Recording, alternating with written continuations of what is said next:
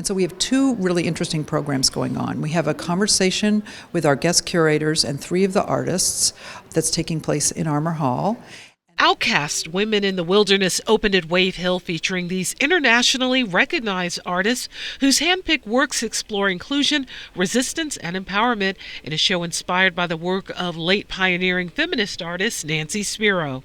She passed away a number of years, but she was an early feminist artist. And so she worked from the 1950s through 2009 when she passed away. That was 2009, now buried at Greenwood Cemetery in Brooklyn. The director of programs there, a co-curator of this exhibition, Harry Weil, approached Frizzell 3 years ago, and the results are being seen today. We were really inspired by what was happening with women in the world today and how we discuss women and issues of womanhood throughout the world globally.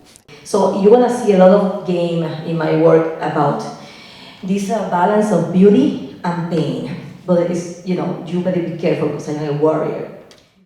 Feiku is Taiwan-born and based in Brooklyn, and Samira Abbasi was born in Awaz, Iran, raised in London, England, and today is a New Yorker. A fan of Spiro, she talked about the theme of the program. I don't see it as alone and desperate. It's more like it's a psychological removal in order to be more objective. Her work includes this one, an autobiographical confession through effigies, idols, and martyrs. There are figures that relate to motherhood, matrimony,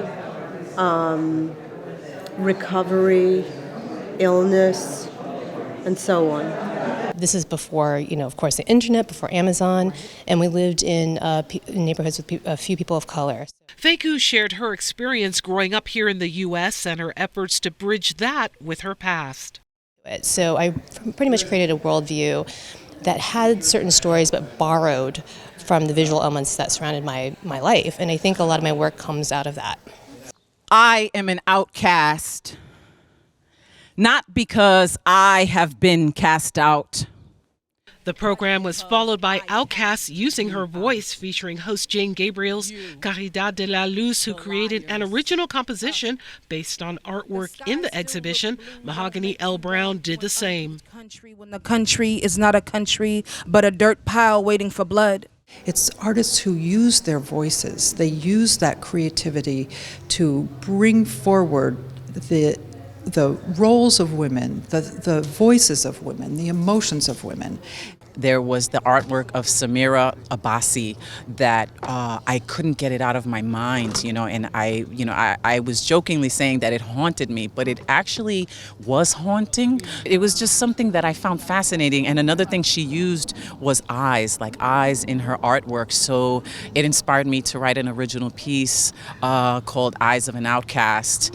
Women that stand up for themselves and for their community and for others, they are considered outcasts because they are not going, the route that we were conditioned to believe was ladylike. They're not just going with the flow and not challenging these systems that have been set up to keep us oppressed. So when I think of outcasts and the reason that I'm here, I think of it as a celebration, as a reclamation of power and femininity.